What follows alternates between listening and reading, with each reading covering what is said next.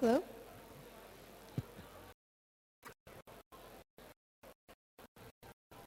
Hi, everybody. Can I get everyone to take their seats, please?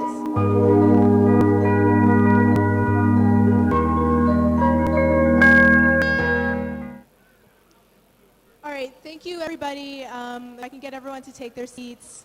We'll start with our final panel for the day, our final panel for ICE 2015, which we're going to end with what I think is a great way to tie everything that you've learned about energy over the past 3 days and send you off into inspiring any change that you want to make into the energy system. So the plenary that the topic that we're going to talk about today is future energy supply mix.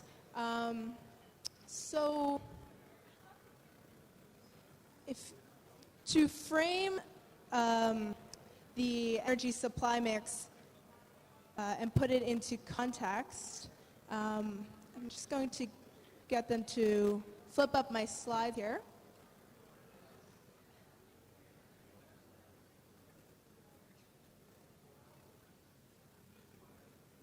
Perfect. So actually, before I start, just a really quick introduction. My name is Janice Tran. I'm one of the original co-founders of Student Energy. I'm also a senior analyst at NRG, and when I first started getting involved in the energy space, these pie graphs were actually one of the, I think, pivotal moments in my head, that light bulb that clicked that said, hey, something needs to change within the energy space. So what you see up on the screen right now is the current energy supply mix. So before we even start any conversations about, what the future supply mix is, I think it's really important for us to first understand what our current supply mix is. So if you look up there, you'll see that oil is the largest winner in terms of our energy supply at 31%. Coal is a close second, and natural gas as a close third.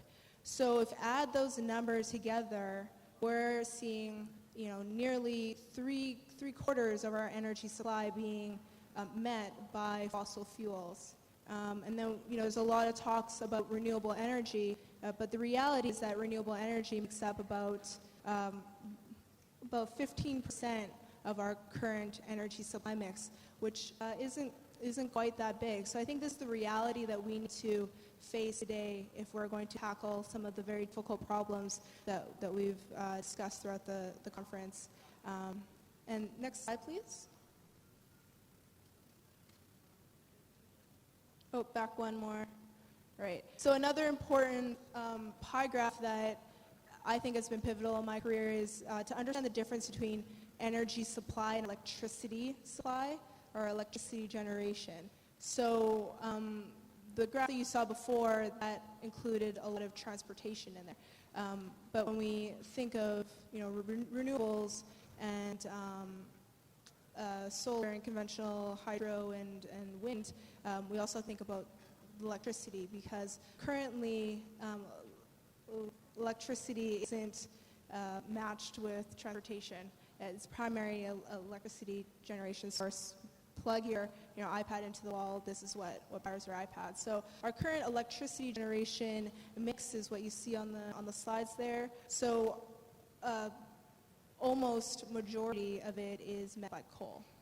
And so this generation mix is going to change in different regions around the world, but this is the reality that we're looking at, and it's important to remember those numbers. Right. So with that, this is where our current world stands. But our panelists are going to now talk about where we're headed. So we've heard a lot about future targets, 2030 and 2050. So the rest of the conversation now is going to be phrased around what is the energy supply going to look like? Is it going to stay the same, or is it going to change within the next 15, 20, 30 years? Okay, so with that, I'm going to leave it to Patrick at Total to start us off on the panel. Do a really quick introduction here. So Patrick Griveau is the head of Technology Coordination Joint Venture at Total EMP Indonesia. He has been a well-renowned petroleum engineer for over 20 years and is in the planning and development and new project management divisions of Total. Thank you. Okay. Yes. Thank you, Janice, for giving me the opportunity. Thank you for the committee to inviting me for this International Energy Summit. Good afternoon, all delegates and distinguished guests. It's an honor for me to be sitting here in front of you. I am from the supply side, and okay, someone knows I'm working then for Total. I'm based in Jakarta, and Total is an integrated company committed to better energy, starting from exploration production down to solar. And I'll go very fast through that. Indonesia is very interesting and you have, I think, discovered it yesterday in a panel session, because in Indonesia you have all the issues that the world will have to solve in the coming years and in the coming decades. We have issues of supply and demand, we have issues of infrastructures, we have issues of policies. You have all concentrated in one big country, which is Indonesia. And Total is a key contributor in Indonesia. We are today our first gas producer. We are providing both domestic, also selling gas to export with 3,000 workforce, and we have done that for 45 years. So for us today, where are we going from? Today, we are producing gas from Borneo. We are producing gas to fertilizer plant, and now recently, and that's a move that has been started, we are sending LNG gas from Borneo to Java to give power to Java Island. So this is a general trend where gas will play a role and will be easier to transport, and we go for globalization of gas flows. So beyond that, we need a vision, and our vision in Total Group is to go for solar, and we have gone through the acquisition of Sun Power and initiated some large lands, and one of that is the Sham realization, which is in Abu Dhabi, close to my colleague here, where we have able to generate from concentrated power 100 megawatt plant for solar and providing electricity to a large number of people. So the main issues, and I think Janice summarized it very well, the demand equation is quite simple. Okay, you have from 2010 to 2035, you will have more people, much more people. You will have also from 2010 to 2035, is our vision, legitimate will from everyone to grow, to have his energy, to have air condition, to have a mobile phone, smartphone, use power. And for that, all the equations come to the point that demand of energy will grow enormously. And we'll have to answer to the supply. So what we are seeing, and the question asked was, what is our vision Total for the next 20 years? Would be certainly a split of energy mixed, dominated still by fossil fuels, with a larger share for gas, and also renewable, and with solar and wind taking a huge increase. The point is it will take time, and we need to consider how fast we can go. So, I think, yeah. No, don't have the time, but Janice will stop me if I'm late, that's okay. So, I'm getting closer for that slide, because the first slide I've shown to you, I should have shown it last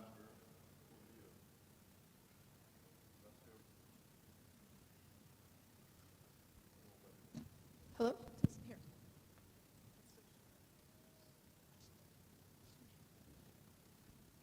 Yes.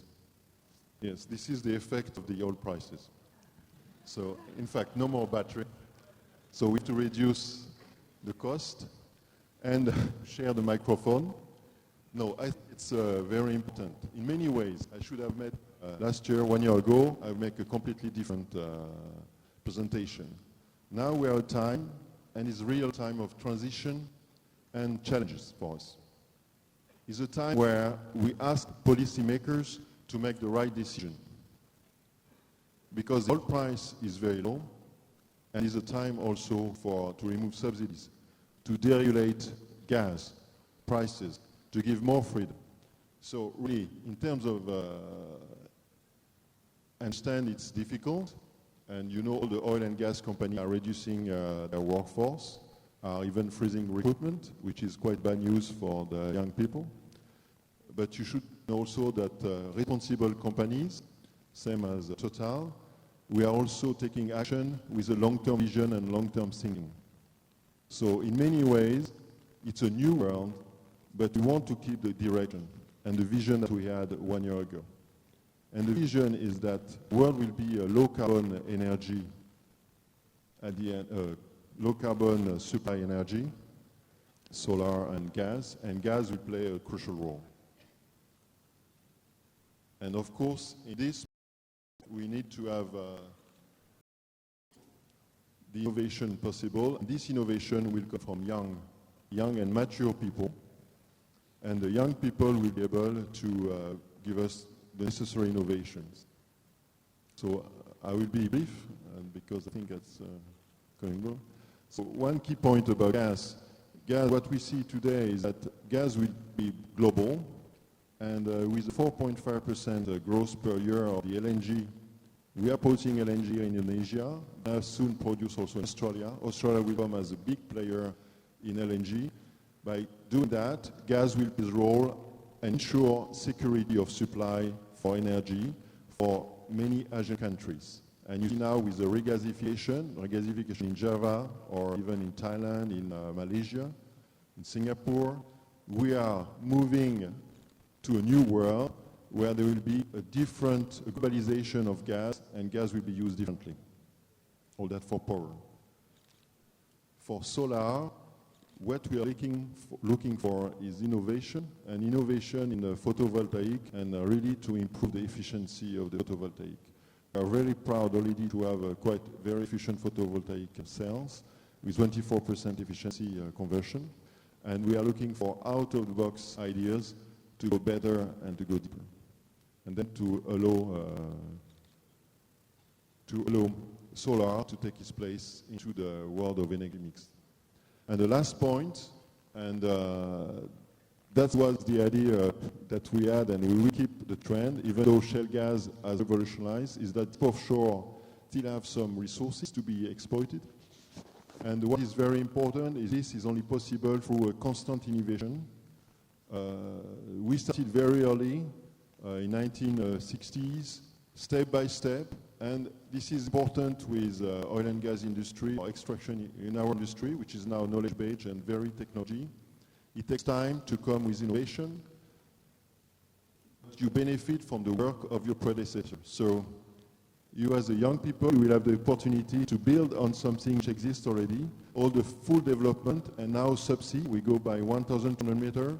We are doing some processing in the water, and our dream is to go from a completely unmanned processing facility by very deep waters. But we need to extract and find new offshore, deep offshore blocks, and this is what we're doing in Indonesia in my group. So I think I will stop here for my introduction, and thank you in all languages for your attention, and I will be looking forward to your question. Terima kasih. Thank you, Patrick. So our next distinguished speaker is Dr. Zagordis. He is an associate professor at Masdar Institute of Science and Technology, and his research interests focus on understanding sustainable energy transitions through socio-technical systems modeling. And he's worked primarily on sustainable transportation systems and sustainable energy systems management. Thank you.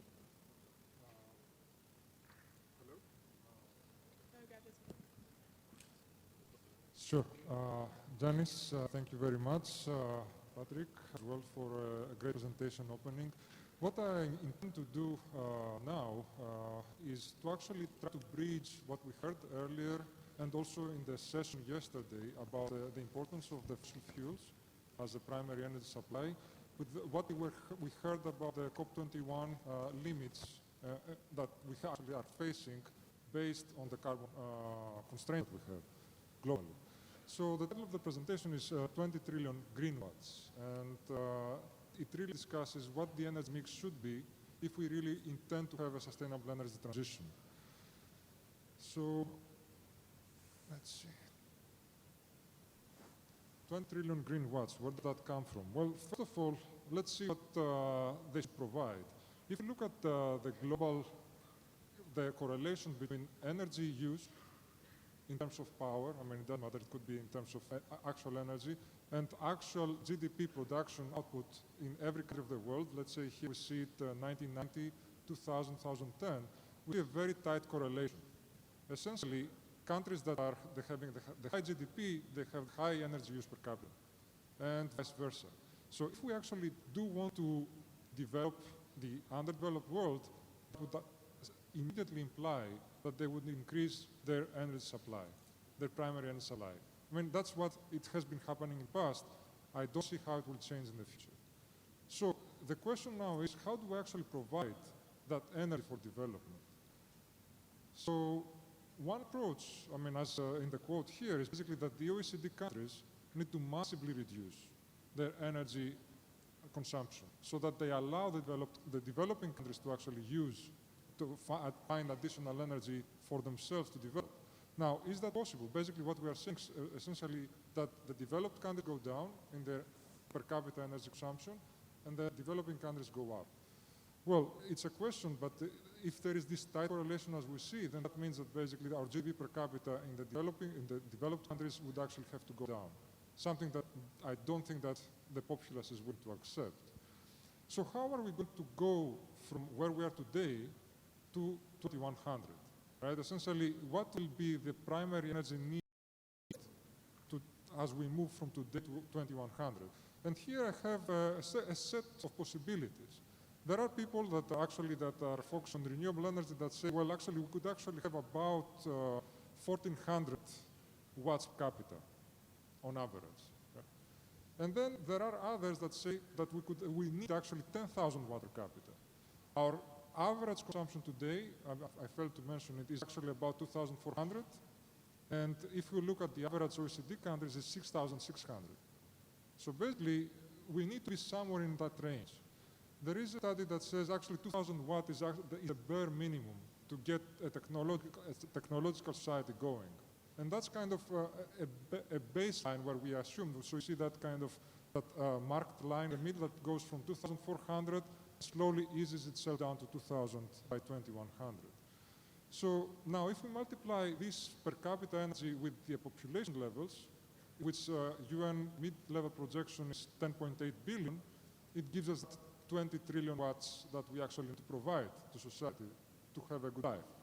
Now the catch, actually, even if we assume that fossil fuels would go with the current reserves without talking about the sometimes fantastic future reserves that actually should be found, we see that we don't even meet that target. So basically, you see the dotted line, and you see where the fossil fuels would get us by themselves. So basically, there is a gap anyway. Now, the point is, and the big part, we have 1,000 gigatons, 990 to be more precise on average, 2,100 to burn. So actually, and that is not an exact number, obviously. There is a very significant range that goes with these assumptions from IPCC. So some models, and I mean the models that are actually showing the tightest constraint are talking about 510, half. Then there are models that actually get us to these 2 degrees from industrial with 1,500. So the assumption range, I mean, essentially the sensitivity of this is very significant. Nevertheless, if we assume that the 1900 target is correct, with business as usual, we would have used it up by 2032. Basically, if we just continue as we go, by 2032 would have passed the target. If it is the tighter target, I mean, it would be an earlier date. If it is the looser target, it would be later, but not later than 2050. So how do we solve this? And this is kind of the question that we have, when IPCC struggled with this, and said, okay, actually, our scenarios back in 2005, 2006, are actually not, they are not leading us to a 2 degrees world. They said, okay, let's actually push some scenarios that actually will lead us to 2 degrees world. And these are the scenarios, I mean, some of the scenarios that actually underline this RCP 2.6 approach, where you can see on the left side, there are assumptions for what the world energy consumption would be, without any effort for climate change. Basically, it would lead to an 8 degrees world. And then on the right side, they see how much the energy, what the energy trajectory would be if we actually did something. Now, the question is, what should we do according to them? And these are actually optimization models. So basically, they do depend a lot on the assumptions of the economics behind them. So what they say immense amount of CCS, carbon capture and storage. They say carbon capture and storage with biomass. What that does is actually it takes carbon out of the atmosphere. And then, at the same time, we have, I mean, biomass itself goes more than 4 times what it is today, right? So essentially, we talk about more or less what we have, but we just try to capture the carbon. Now, that approach, it really, to me, doesn't make sense for several reasons. First of all, it overestimates the business as usual fossil fuel reserves. We don't have as much carbon as they say we have to actually burn economically. And the economical part is the significant part here. So basically, by saying that the reserves are too high, they underestimate the costs for this extraction. Biomass is quadrupling. I mean, when we have the world food demand will actually double, quadrupling the biomass is basically an impossible target unless we get algae to work. And it doesn't seem to be working yet. Nuclear is going to grow substantially, and again, this is a very big question mark. Carbon capture and storage, very big question mark. I mean, I could discuss this more in detail, but I don't think I have the time. So we can discuss it on questions. Just on biomass question, basically, if you look at how our agricultural system actually evolved, is basically the energy that we put into the system versus the energy that we take out of it has been reduced. So basically, the energy return on energy invested of the agricultural system has been continuously decreasing from 1960s that we have the data to 2000. I mean, it actually, and basically it stopped decreasing in 1990s, but it hasn't increased. So that tells me that we do need energy to actually produce food anyway. So it's not kind of the solution that we are looking for. Never mind the food question, right? So the CCS, very briefly, we would have needed to build significant amount of pilot plants from 2009 to 2015 if we wanted CCS to be viable in 2035. Now, really, we have not built anything, right? So whatever we say, this is actually moving further down the road, and 2050 is our cutoff point, right? So actually CCS doesn't seem to be becoming the solution that it is. So how can we move to a sustainable energy transition and the focus is sustainable? I have here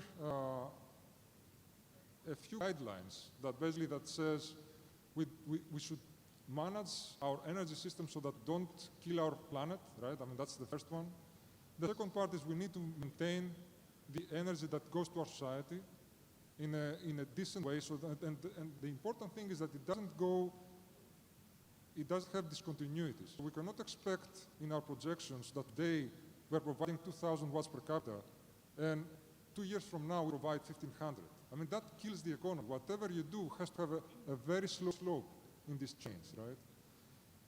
And so this is an answer. This is a possible energy transition here based on these constraints. And you will see on the left how the energy mix kind of grows. Essentially, the mauve parts are the fossil fuels, and the right part is where the renewables come in. You see the wind, PV, and CSP coming in. And the key part, essentially, to this graph is if we look at the rates, the second graph here, which means today we are installing about 0.2 terawatts per year in terms of renewables. If we actually wanted to achieve this type of transition, we would have to grow that 40 times and get it to about 8 terawatts per year by 2045 or something like that. I mean, I don't remember the exact date. The key part here is that there is significant sensitivity, right?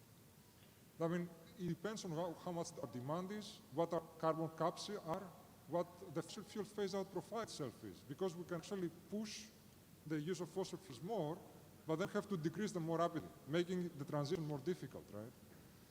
And then, of course, it is the question of the energy return on energy invested on the new resources. So, I mean, we actually did some analysis, actually looking at sensitivity. And obviously, if you want a lot of energy, right, you go up in the very, very high energy installation rates. Okay, I don't know why. But the main thing is that the lines of the transition are almost parallel. In the beginning, in the first decades of the transition, we would need to be installing more or less at the same rate in any case. So basically, the beginning of the transition is the critical part. So, I mean, with that, I will just finish because we have this. So if we want to do a late transition, it is a much higher peak installation rate. You see, essentially, the green lines are the late transitions. What we need to do is, if we accelerate early, which is possible, it really reduces the difficult part in the later part of the century. So basically, 4 times increase in 3 decades is not impossible. And the key part here is not only that it's not impossible, it's economical. That's the key part that we are actually missing. And I think we will discuss it on the question and answer session. So but I will finish this. I have a few more slides, but I think we need to have the discussion that fossil fuels are actually our ticket to the energy transition. We need them to actually do transition, but after that, we will not. So basically, it's what I call the source strategy. If we use them up today without actually initiating the transition, then we're getting into an energy trap. Basically, we would not be able to get out unless we exceed our carbon targets. So with that, I finish, and then we can have the discussion. Great, thank you. A lot of great data and great graphs. So our next panelist is Mr. Toshikazu Okuya. Got that right, yes. Mr. Okuya is the director for the Energy Supply and Demand Policy Office for the Ministry of Economy, Trade, and Industry in Japan. He covers mid-long-term energy policy and energy security and has been in charge of drafting the 4th Strategic Energy Plan for the country. So with that, I'll let you take stage. Thank you for your introduction. And I'm very pleased to be invited to this exciting conference. And I'm very glad to discuss with you about the future energy supply mix. And as you know, Japan is very short of energy sources. Because of that, we decided to introduce a nuclear, and we did make big effort after the first oil crisis on energy conservation area. But in March 2011, we had a big earthquake and a nuclear accident. After that, all nuclear reactors are shut down, and our dependency on fossil fuel is increasing seriously. So it means I think Japan is a very good model as a model to tackle energy dilemmas. Our energy sufficiency ratio seriously dropped from 20 to 6% from 2010 to 2013. 6% self-sufficiency ratio is second worst in OECD country. Only Luxembourg has a worse self-sufficiency ratio. That's a reality in Japan. And also, we are facing high energy costs. Electricity tariff for industry is rising 40% from 2010 to 2013. And unfortunately, our carbon emission is also increasing 100 million tons from 2010 to 2013 because of lack of nuclear and high dependency on fossil fuel. How to manage this difficulty is a big challenge for us. Because of that, last year, we introduced a strategic energy plan to deal with these complicated problems. And in the strategic energy plan, we clearly mentioned there are 4 basic viewpoints to manage energy problems. We usually say 3E plus S. First, energy security. We Japanese are heavily dependent on crude from Middle East. Over 80% of crude is from Middle East. That's a very serious problem for us if something happens in Middle East, not only for Japan, but also many Asian countries. Second point, economic efficiency, cost reduction. Third point, environment, how to reduce the carbon emission. And safety. 3E plus S are our basic viewpoint to manage energy policy. The way to balance 3E plus S is a key to promote a new energy policy. And in strategic energy plan, we showed some kind of guidance to the public about our energy policy. We would like to introduce more renewable, but how to manage the cost, how to manage the instability, and we would like to reduce our dependency on nuclear, but we can't stop using nuclear, frankly speaking.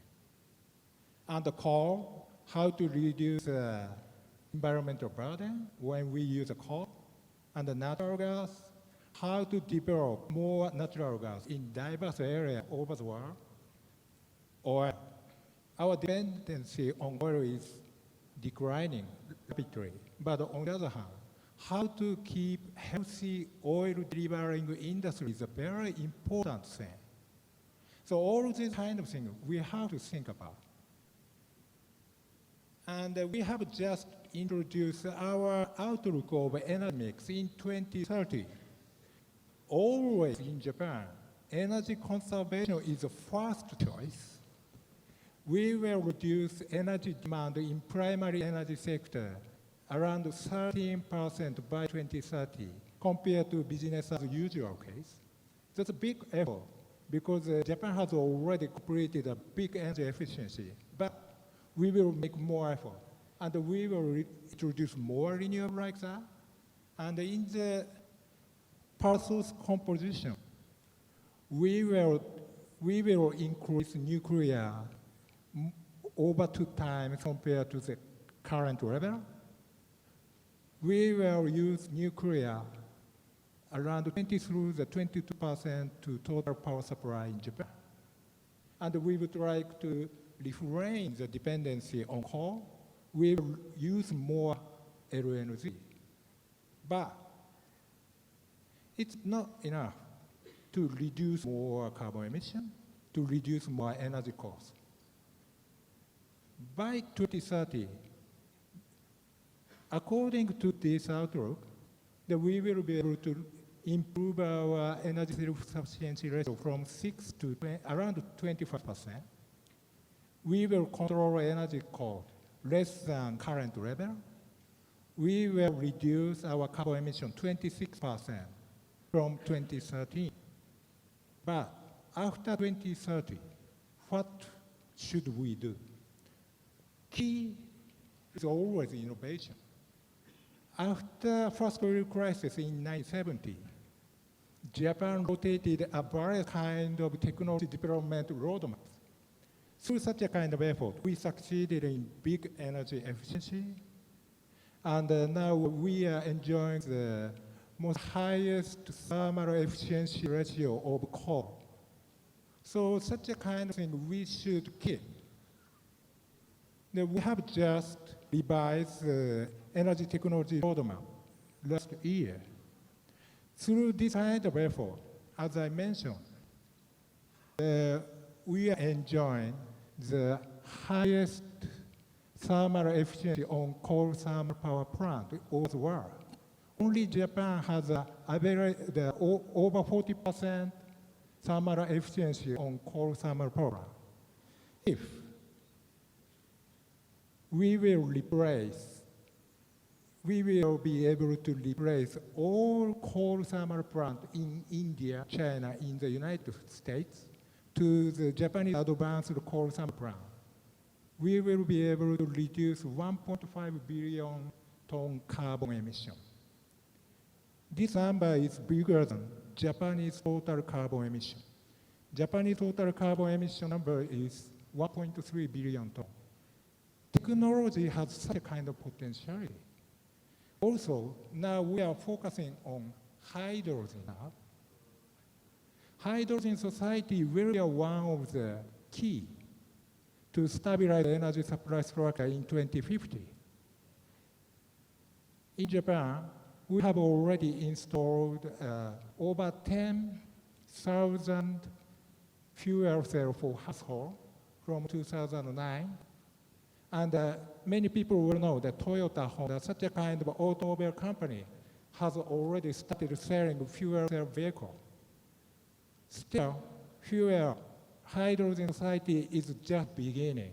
We need a long time to replace the infrastructure for hydrogen supplies like that. But we should start such a kind of effort to change energy supply structure. Thank you. Great, thank you. It's great to see the diversity of the energy mix that you're planning for the next 30 years, 20 years. That's great. Okay, so our second last speaker is Ms. Tatiana Mitrova. She's the head of the Oil and Gas Complex Development Section of Russia and the Energy Research Institute of the Russian Academy of Science, and she's a part of that organization. Ms. Mitrova has 20 years of experience dealing with the development of Russia and the global energy markets, including production, transportation, demand, energy policy, pricing, and market restructuring. So she's an expert at many different things. Please, if you could take the stage. Thank you. Okay, thank you very much for the introduction, and good afternoon, ladies and gentlemen. First of all, I would like to thank the organizers, really sincerely thank them for bringing me to this wonderful location and to this fantastic group of people. It's really a great pleasure to be here. So, speaking about our energy future, I'm afraid I have to say a couple of negative things. I mean, actually, we have to face the reality. We failed already to deal with a 2-degree target. And if you look at all the projections, all the calculations, let's take International Energy Agency, already those assets which are under construction today and tomorrow in 2015, 2016, 2017, they will not allow us to be in line with this 2-degree target in the longer-term perspective by 2030, 2035, 2040. So, you know, there is such a marshmallow test in psychology when a kid is left alone with a marshmallow and he is told, if you wait for 20 minutes and do not eat it, you will have 2 marshmallows. And just few kids really pass this test, because if you sit 20 minutes and look at this sweet marshmallow, finally you will most likely eat it. And those who pass this test when they get older, they show the best results, they are most successful. So what I want to say is that it seems that humankind does not pass this test, and all our short-term goals, all our shorter-term priorities, they are actually destroying to a large extent our longer-term future. And it's, I mean, you can look yourself, you can look at your friends, how many of you are following healthy way of life, non-smoking, working out, walking 7 kilometers per day. You know what you have to do, but you are not doing that, right? And so that's the same with energy. We know what we have to do. We have to be much more efficient. We have to employ much more of clean energy. We have to get out of most polluting fuels. But we do not, because it's easier, because it's economically much more attractive. And because to a large extent we are locked already in the assets, in the structures we have. So implementing something new, creating a new infrastructure, it's always a huge challenge. It's a huge challenge for the economy, for the governments, for all the market stakeholders. Therefore, it's advancing in such a difficult way. So you know, for example, that natural gas vehicles are much more efficient and less polluting than the traditional engines. But nevertheless, their promotion goes very, very slowly because someone has to take the responsibility to build all the infrastructure, to create all the incentives in order to switch the people's mindset. And actually what I want, the main message that I want to bring to you, because you are actually the future trendsetters, the future leaders, that to a large extent the fuel mix we will have in 2030 and in 2050, it's here. It's in our mindsets. What do we think to be our targets in terms of welfare, in terms of our ideals and dreams? Just imagine, in 20 years, there will be 2 billion more people on Earth. And if each of them has, let's say, an American dream to have 2 huge cars, which are actually extremely fuel-consuming and inefficient, to have a large house of 200, 300 square meters with a heated pool and so on, then definitely we are running out of oil, out of gas, out of everything. And I think there is already a very interesting movement starting in the world, especially among youngsters, especially in Europe. I am observing this, that these young boys and girls, these just graduated students, they prefer to buy their clothes in the second hand. They prefer to go to their work not by car but by bicycle. They prefer to reduce their consumption, not because they cannot afford more. They can, but they just do not need it. They take much more responsible position in this world. And I think that's really something about your ideals and your dreams and how you see the future. And if the whole humanity will more switch on this pattern, then definitely the decision will be much more easy. And these people, they prefer to put solar panels on their houses, though the insulation in Europe is far less than here, for example. Simply because they take this responsibility. Yes, they have to make some initial investment, which costs money. They understand that they are responsible for the future of their kids.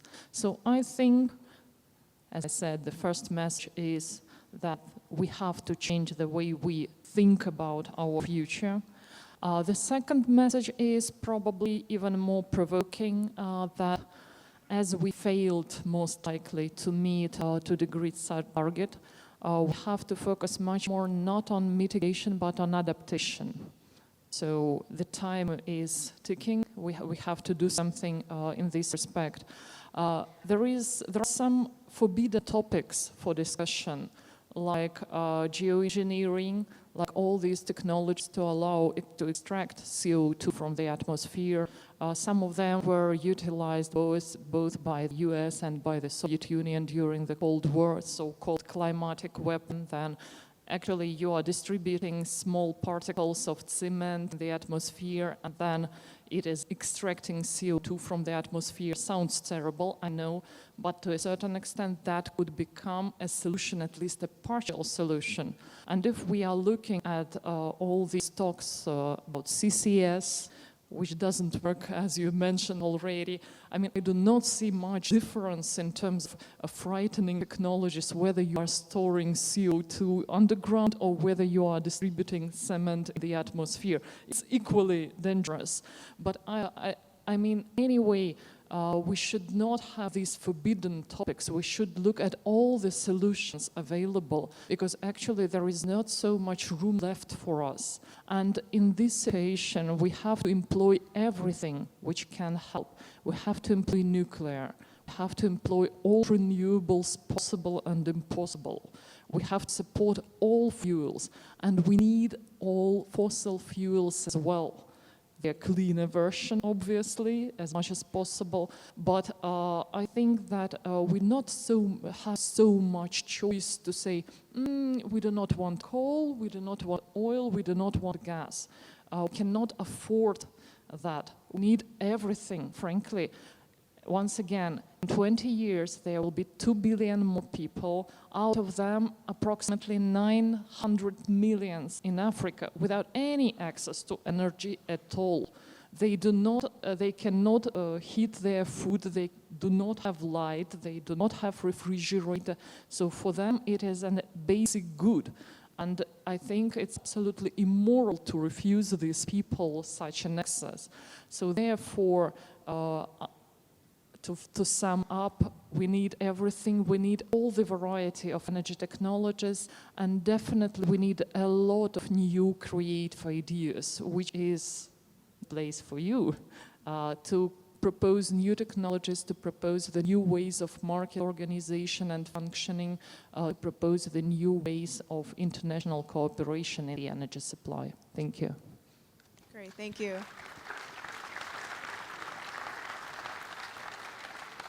I feel like I just splashed with a bunch of cold water, but that's exactly the kind of reality check that we need. Great, so our last speaker here is Mr. Chris Nelder. So Chris Nelder is an energy analyst and consultant who's an avid writer. He's the author of Profit and the Peak and is the co-author of Investing in Renewable Energy. Those of you who saw me on the first day will note that I've got a new pirate look today. I managed to stick myself in the eye with that bamboo instrument we were given at the cultural event. So y'all be careful with those instruments, kids, they're dangerous. You know, everything that you heard at this conference and elsewhere may be true. We may be moving toward a future where global electricity demand doubles and energy demand grows by a third by 2035, where we have 9 billion people on the planet in the future, where coal plants are equipped with CCS technology, a new generation of nuclear plants are built to meet that demand, where fracking spreads around the world to bring us a new golden age of gas, where fossil fuels dominate the global energy supply mix for decades to come. All of that may happen. Based on my study of data, I don't think any of those things are going to happen. And I want to give you an alternate view of the future based on what I think is realistic. For the past decade, we have gradually replaced cheap conventional oil and gas with expensive unconventional oil and gas, and that has turned out to be not only unreliable as a long-term plan, as the recent decline in oil prices has demonstrated, but also incredibly dependent on low interest rates and lots of debt, and that could easily dry up. Shale, as Art Berman said, is a retirement party, not a supply revolution. My view is that by 2020, if not this year, we're likely to see world oil production peak and then decline, with no hope of reversing it. Nor do I believe that biofuels will provide a substitute, as there are still it's been all commercial failures after decades of effort. Another 10 or 15 years in the future, maybe sooner, actually I think 2020, I think shale gas will peak in the US and sweet spots become exhausted and the remaining areas prove too expensive to produce. And while I am not ruling out commercial shale gas production elsewhere in the world, it is enough to say that right now it isn't a commercial success anywhere else. We would be unwise to place too much faith in shale gas. Coal producers being forced to shrink their operations and halt investment in new production as demand cools off and prices plunge, along with their stock market valuations. If there were to be a serious effort to reduce carbon emissions, as the G7 leaders have indicated, then there will be even less of a reason to be bullish on the future of coal. And I think we can forget about carbon capture and sequestration saving coal. If CCS does not exist commercially yet because it is too expensive, until we see governments investing hundreds of billions of dollars in CCS to bring down its costs, we should not think that CCS has a future. The same is really true for nuclear reactors. No one has any incentive to build CCS or nuclear in a serious way except maybe China, and it's only happening there because they can command it to be done and not depend on market forces. Where market forces decide what gets built and what has been, where they decide what gets built and what doesn't, CCS and nuclear are both dead in my opinion. Indeed, in the developed world, nuclear capacity has been shrinking for years, and that is expected to accelerate. New renewables and gas are just a lot cheaper, a lot faster to build, and a lot less risky, while renewables are only getting cheaper. In the developing world, it simply makes no sense to follow the 20th century model of building large, centralized generating plants with a huge and sprawling grid. All we need to do is look what actually is bringing power and lights to parts of the world that don't have it today. Small solar and wind-powered microgrids displacing diesel generators, little solar lanterns displacing kerosene lanterns, tiny little solar systems providing enough power to charge a cell phone and provide light. Those are the things that are actually happening today, while the big new coal plants that were announced in places like India just a few years ago have been canceled because they cost too much. Electricity demand in the OECD countries has actually been shrinking for over a decade now, thanks to efficiency gains and economic decline. The major utilities are struggling to adapt to renewably powered electricity and are being forced to shut down their old baseload plants. And while electricity demand will grow in the developing world, I think it will mostly be met by small, distributed, even off-grid renewable generators, not the old, inefficient baseload generators and centralized grids, just as they adopted cell phones instead of building telephone wires everywhere. I believe that we should focus on our efforts on what is actually working right now to address challenges of energy poverty and climate change, and not the promises of elected officials and industry representatives or the forecast energy agencies, which are always wrong. On that point, I suggest to all of you that you should ignore what all of these people tell you, and you should ignore what you read in the press. You should even ignore what I tell you. Instead, just study the data. Study the data. The data does not lie.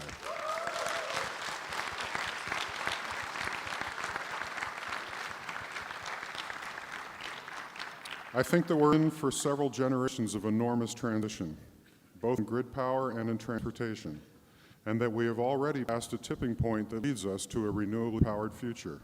I expect that the transition will be volatile and messy and disorganized. It will not be smooth and orderly and deliberate.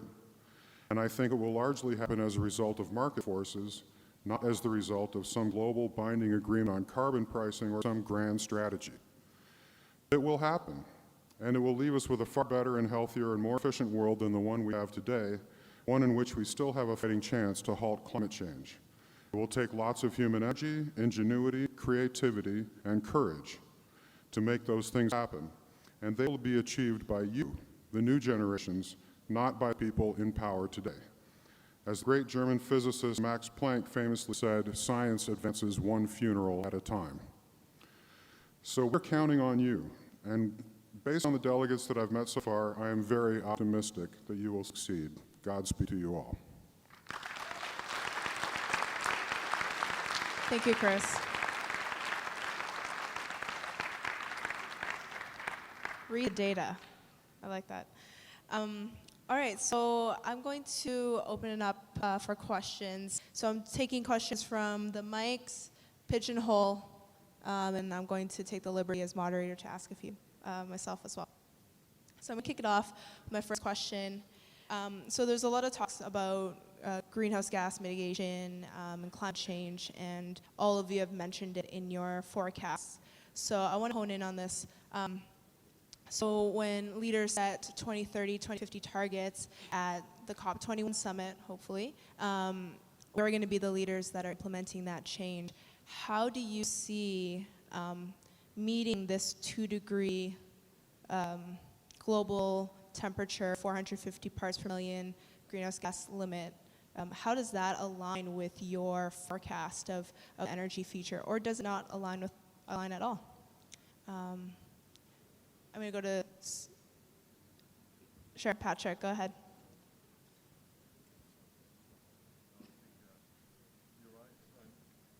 Choices. And one of the choices is choose the right energy mix to fulfill these objectives. We know that we cannot avoid fossil fuels, well, clearly mentioned, and it's part of the energy mix. But you can make choice towards a cleaner fuel, which is gas, as I mentioned before, and try to promote these renewable energies. And now that we have opportunity of a low oil price, it's asked the government to act on subsidies subsidies are, in fact, killing other initiatives because by making cheap fuel, you are not encouraging to develop other energies, and there is no direct benefits to the poor people. So my belief is that it's time of a decision, it's time to transitions and make the right choice to go for low carbon emission energy, and make also for the policymakers to regulate and to help promote the renewable energy. But scientists fossil fuels. Sorry, Because maybe repeat that the last section again. I don't think you were on the mic, so repeat the last section about 2 degrees. was saying that it's okay. No, that's working. I was just saying that to enter this 2-degree gap that we have to fill and the objective set, we need to, as the government, take some decision at the end of the year in Paris when they will come. It's an important meeting for the climate. But we ask also for the scientists to tell us we cannot avoid fossil fuels. So we need to see what is the right mix for us to go even, okay, I'm not promoting coals, oil and gas, and we need a 60% mixed, how we can achieve this 2 degree by 2035. But I think my colleague is much more. Yep. Yep, go ahead. On the question about the COP21, I think we heard earlier as well that focusing on the negative is a problem. Essentially telling people, you know, actually it's very expensive and you're going to suffer if you do it is a problem. Actually, and that miscalculates the reality of the change that we can do. Because, first of all, I mean, it was mentioned earlier in the INDCs of Morocco. They said, I mean, they were trying to reduce 35% of their emissions from 1990, but they were asking for $45 billion to do that. Now, I think it's a very good suggestion, actually. Look at the data. I mean, I went up and said, okay, what are they asking for? Well, I'm not criticizing Morocco, and I mean, actually, I just invite to actually look at what they're asking for. But what I can tell you is if they were asking for energy, with $45 billion, they would have built more than 22 gigawatts of EV panels. That's 4 times their capacity today. So, what I can tell you is they are asking for things that they are not cost-effective. And that's something that it needs to be considered when we do these calculations and assumptions, right? So, in the end, I mean, I don't think that the transition is impossible. We need to move away from fossil fuels. We have basically 4 decades of fossil fuels that we can use, but then it's a matter of actually using them wisely. And we have the alternatives today. It's not really a technology problem. It's a very significant infrastructure problem. It's a very significant, let's say, bringing up capacity to speed, but it's not a technology problem. The technology is actually there, and it's getting better and better as we speak. If I may, the really key part is 2 words, capital costs. The weighted average cost of capital that is being used, the discount rate for projects. Basically, this is what is killing renewable energy, because you are saying, essentially a project with 0 risk, you are penalizing it that has a capital upfront cost. I mean, you are penalizing with 10% discount rates. I mean, that's outrageous. In Dubai today, we actually had a 5.8 cents per kilowatt hour of commercially bid electricity price, right, from PV. I mean, that was unheard of. And the way that was done was essentially a discount rate of 4%. Right? So the cost of capital is a key part. So we really need to bring the financial world into the game and understanding that this is actually, it doesn't require the amount essentially of risk that other projects have. So to control the 2 degree rise is a very big challenge, frankly speaking. And I perfectly agree with him. The cost is a big hurdle to change the world. So maybe from global viewpoint, by 2030, the key will be how to use coal to reduce carbon emission, because many developed countries say, we don't want to use coal. We don't want to see coal more like that. But actually, especially in Asian countries, need more coal to receive cheap electricity. We cannot avoid using coal. Point is how to use coal. If they will introduce an old technology with low thermal efficiency, maybe carbon emission will expand. Such a case, how to support them to introduce an advanced thermal efficiency coal thermal plant is the key by 2030. By 2050, maybe key will be storage technology. If storage technology cost will be lower than fossil fuel management like that, maybe we will be able to introduce more renewables like that. But it's not easy thing, frankly speaking. We, Japan, we heavily promote the technology of batteries, but we can't create a path to reduce the cost of batteries and fuel cells like that. Because of that, how to make a new market for such a kind of thing, batteries and fuel cells, artificially by the government measures like that, that's a very important thing to change the world by 2050. Frankly speaking, 15 years by 2030 is not so long time to change the structure. 15 years is not enough in energy area. But over 20 years, maybe 30 years, we have a chance to change the structure of energy supply if we will start something from now. So because of that, I focused on hydrogen technology because that's one of the candidates to change the energy supply structure. But it's not easy way to complete. And always, we have to think about energy savings, energy conservation seriously. Energy savings is an almighty card to manage the energy problem always. But we cannot stop using energy. So we should be smart how to use energy. Yeah. Okay, me? I mentioned already that I'm quite pessimistic on meeting 2 degrees Celsius target. Nevertheless, I'm absolutely convinced that we have to do everything we can do in this respect. Though, you know, I grew up in the planned economy, and I know that each time when governments try to intervene in the market, the result is very disappointing. Therefore, I'm very skeptical about subsidies. Just look at what is happening now in Spain and in Greece when they start to remove this subsidy for solar, the whole market is crashing. So it's not sustainable, and I am a great believer in the invisible hand of the market, that market work much better than any planned economy or government program.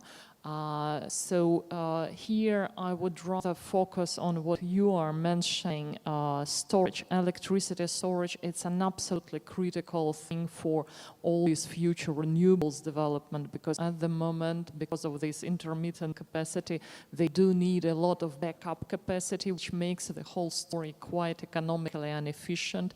If we have electricity storage, that would completely change the whole structure of the energy sector. It will make a huge progress in electric vehicles. It would make all of us prosumers, not consumers. It will much advance the development of smart grids and so on. So that could be a game changer. Though the progress at the moment is not very fast, but I'm sure that humankind was always quite good in making technological breakthroughs when they are really necessary. And the other thing is that actually we are very much locked in the current capacities and the current structure of the energy production. Any power plant which is built today is supposed to function for at least 30 years minimum, and nobody is going to close it to phase it out. Moreover, all the nuclear power plants which are functioning now, most likely their lifetime will be extended up to 60 or even 70 years. That's what's happening. So actually, it's very difficult to change this very inertial structure to make any major change in the fuel mix percentage.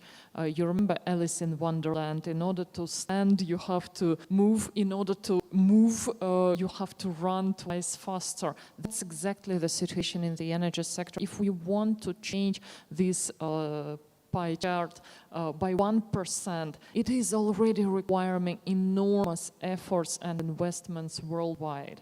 So there is a lot of work to be done. Great. Thank you, Tatiana. I know, Patrick, you need to take off to catch a flight. Do you have any closing remarks before we go?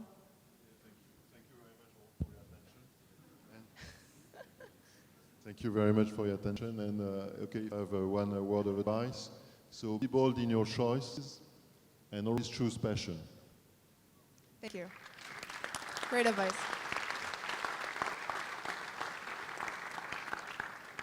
All right, the second question I'm going to take is from Pigeonhole.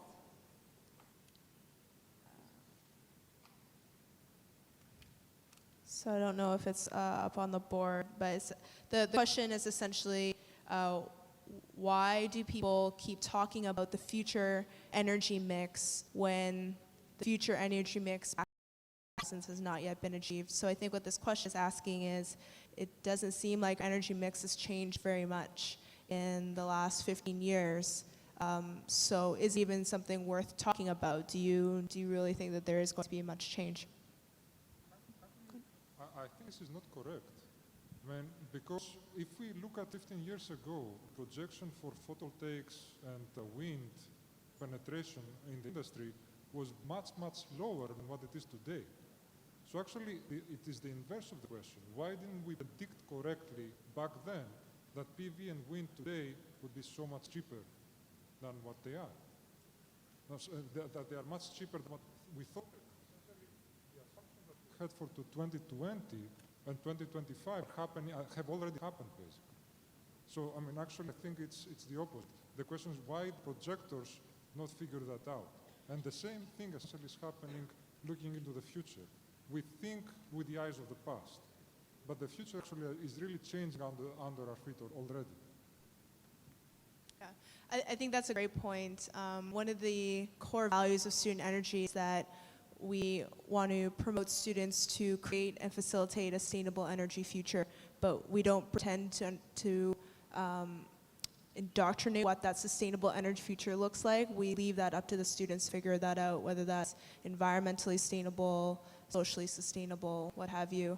And I think it's really important to remember that all the forecasts that we talk about today, analysts are wrong. Analysts are wrong all the time. Projections are always wrong. And so if you hear something today on the panel or throughout the conference that you disagree with, the future hasn't been written yet. And so it's up to you to create whatever that sustainable energy future is. Anyways, I'll get off my soapbox now. And I'll take another question from the floor. Okay. Thank you. I'm Liu Xing. I'm Chinese international student from Hiroshima University in Japan. I have a special question for Mr. Okuya. We know that Japan increased its energy demand of various liquid energies after the earthquake happened in 2011. At present, Japan is the largest liquid, especially natural gas importer around the world, second largest coal importer, and the third largest crude oil importer around the globe. And whereas China is also wanted to increase the shares of natural gas and petroleum. So from Japan's perspective, do you see China a threat in its energy expansion overseas?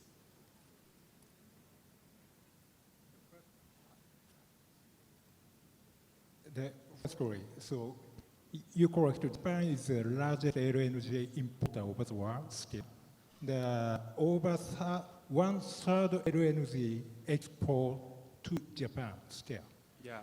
And we know the Chinese demand on LNG and crude is increasing rapidly as well. But on the other hand, we never see China's rivalry to keep LNG, frankly speaking. because frankly speaking, procurement structure of China is very different from Japanese procurement structure. China also uses LNG, but also China succeeded in introduce a pipeline gas from Turkmenistan. From 2010, China rapidly increased import of natural gas from Turkmenistan. And I think in 2013, Chinese pipeline gas from Turkmenistan's size is almost similar to LNG import size in China. China succeeded in diversifying the gas supplier structure. So it means LNG, the production structure is heavily impact on Japan, firstly Japan, next maybe South Korea. But fortunately, the US will start export shale gas. They are constructing a liquefied facility in Gulf area. We will receive the first LNG from the United States from 2016. And maximum size, the US export LNG to Japan will be 20% of total current Japanese LNG import. So still, Alaska is waiting to produce LNG. Australia has a plan to expand their LNG production. And Latin America also has a big potentiality to provide LNG like that. The key will be crude. Still, we have not yet had enough amount of crude, the potential supplier. So now the North America succeeded in covering the short of supply from Middle East. But stable Middle East will be the very important factor to stabilize crude supply, not only in East Asia, but also the world. Great, thank you. Okay, thank you, I appreciate it. The next question I take is from Pigeonhole. See if it's on screen there. Okay, I'll just read it out. So, would it be feasible to create a worldwide smart energy grid in the near future to aid the implementation of the future energy supply mix? So is it possible to create a worldwide smart grid system? Anyone want to take this one? I think it depends on the definition of the near future. Definitely not in the next 2-3 years. I agree with that. Are we talking about an electricity grid? I mean, or is it, Yes. If it is an electricity grid, you can, I mean, basically, it's a limit, right? I mean, you can get maybe 1,000 kilometers connections that actually start making sense, even with high voltage DC connections. But beyond that, I mean, essentially, it is actually, they need to be regional. I don't think anyone expects to connect, let's say, Asia with North America, right? So it has to have some limits of regional aspects. Right. Maybe let's rephrase this question and let's talk about so we talk a lot about the energy supply, but let's talk about the transportation of that supply. So whether that's the grid or the pipeline system. So maybe talk about how we need to modernize that transportation system to facilitate, whatever energy future you're envisioning. Firstly, so the smart grid over the world is a very difficult thing, as he mentioned. How to make transportation system efficient is a big challenge for us. But in the case of pipeline, maybe pipeline gas would be cheaper than LNG, less than 1,000 kilometer pipeline distance. So the transportation cost is always a big hurdle. And because of that, we're promoting a new technology for hydrogen storage and hydrogen transportation technology now. Because in Japan, frankly speaking, it's not easy to find a good place for CCS, carbon capture and storage, inside Japan. But on the other hand, maybe Australia will be able to find such a kind of good place. And Australia also has a lot of lignite. that we can produce hydrogen from lignite. In such a case, we have joint project with Australian friends. We will produce hydrogen in Australia, and we will storage the carbon dioxide in Australian CCS. Then we transport the hydrogen to Japan. Still, cost effectiveness is very low, but we are promoting organic hydrate technologies or include hydrogen inside the metal like that. Such a kind of new way will support us to build a new energy transportation system. So we should do such a kind of thing. Great. Let's take that question over there. Hi. So the thing that I could take away from this whole summit is that renewable energy is really important and that youth plays a really important part in it. So as a student who's really excited to learn, I don't think there are enough opportunities out there for us to be involved in the transition to renewable energy. So my question is, do you think it's justifiable to discriminate against the young because of our experience? Or do you think something should be done about it? Like especially in developing countries. So discrimination against young people entering into the renewable energy space, or who want to promote renewable energy in the energy space. I'm afraid I do not get the question. I do not see any special obstacle for the youngsters in the renewable energy compared to, let's say, oil and gas or coal industry. I mean, you have to learn anywhere you go, and it's common knowledge among professionals that the graduated student is actually, it's like a blank sheet where you have to teach him in this particular area, and it's perfect. You have to learn for the whole of your life. It's nothing bad about that. So if you go to the renewable sector, I see there personally plenty of opportunities, and if I were in your shoes, that's exactly where I would go. And especially in the emerging economies, it provides a lot of opportunities for new creative business approaches. For example, if you look at Africa, at India, I think that smaller modular solutions, renewable solutions, not just equipment, but finance, attracting financing, providing lease agreements, providing the whole solution in terms of technology and further operational support. That's an amazing business which could really create a huge breakthrough in this area. And I think there are many, many applications where you could find particular solutions how to implement and disseminate these technologies. So I would I would encourage you to go there, actually. Great. We'll take one last question. Thank you. This question is for everyone there. Like, for a brief example, in 1994, Mexico, United States, and Canada signed the North American Free Trade Agreement. But until today, the only people killed in the borders are Mexicans. The only people discriminated are Mexicans. The only economy that still suffers taxes and many borders regarding is the Mexican economy. And I have nothing against the other countries, but this is a global situation.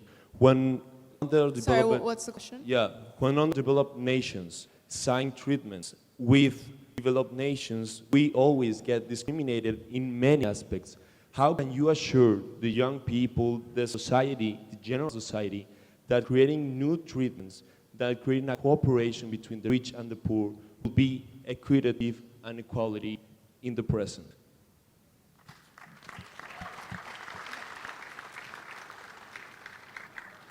Or should I repeat it? Okay. So how do we guarantee that there's equal treatment between the rich and the poor if students are going to encourage that?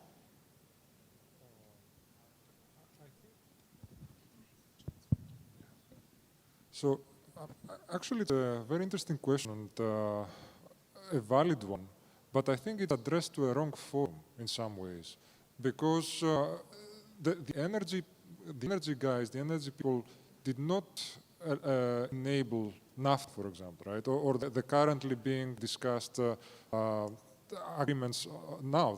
Essentially, there are global agreements. So the concern is very valid, but it goes much beyond the components of energy, let's say, of the energy world. If I think the energy, let's say, the distributed energy today is enabling countries to kind of leapfrog in their development. So actually, the fact that a lot of villages in Africa manage to have access to energy is because distributed energy has enabled that. Now, really, it's a question of governance and global governance. So I have a very hard time to say, okay, how can the energy, let's say, component of this would actually go up one level and change that?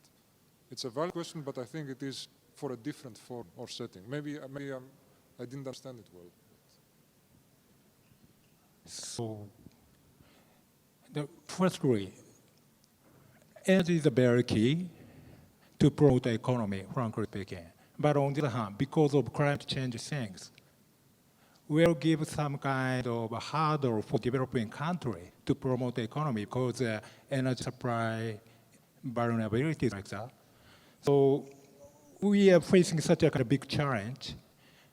And in the case of Japan, we have introduced the agreement with, I think, the 14 countries to exchange our energy technology and the capacity of carbon emission in that country.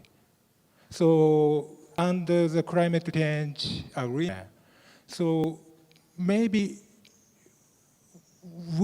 we should think seriously more what kind of system we will be able to introduce to transfer the advanced technology related to energy from developed country to the developing country under the win-win situation like that. The both sides have to show a clear requirement, and both sides have to make a compromise, something. And I believe we will be able to introduce more smart way. Okay, great. So our last question is going to be the lightning round, so the tradition of student energy and many of the other panels. So I'm going to ask you one question, and you have in one sentence to answer it. So the question is, think back to when you were an undergraduate or a graduate student. What's one piece of advice that you wish you had or that you had changed your career? Chris, I'll start with you.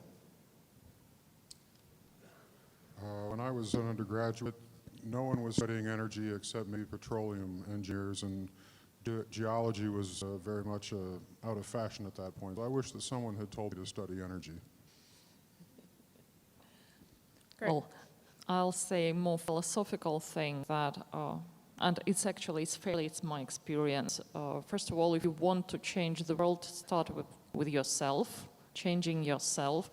And then things around you will start to change definitely, I swear. And secondly, just focus on what you really like to do and don't listen to the others. Do what you like and you will make a career, there will be money, there will be everything. Only if you are focused on what you really enjoy doing. So I graduated from law faculty in the bachelor degree and political economy in master degree. So it means I never learned about energy itself in my time, but I tried to keep broad eyes to see various things. So such a kind of intelligent curiosity that will support you to know more. So please keep heavy interest to anything. So keep an open mind. Right. All right. From my side, I would like essentially to quote Nainoa Pialug, who is one of the navigators that were now passing on the knowledge of the Polynesians that would actually go from an island, let's say 5,000 kilometers away, to hit another island, like Tahiti, Hawaii, right? And they could do it actually without having been there, and without compass, nothing. So what he was teaching his mentees was that you have to see that island that lies ahead in your mind, that is beyond the horizon, right? And you have to visualize it in order for you to be able to reach it in any time. So and I think that applies to the energy transition. I mean, we do have to visualize how our societies need to be and how our lives we want them to be, right? Otherwise, we don't know how to get there. Perfect. Okay, great. Thank you so much to all our panelists. Some key takeaways that I took from the panel: read the data. I think that's very important. The question is, how do we use coal in the next 15 years? Look at efficiency. And finally, ask the question, what do you want to see in the future energy mix? And the answer will follow. Okay, great. So thanks everyone for sitting with us until nearly the end of the conference. So we will have a presentation from the UN, and then we'll go to a coffee break. So with that, thanks everyone again, and we'll welcome our next speaker.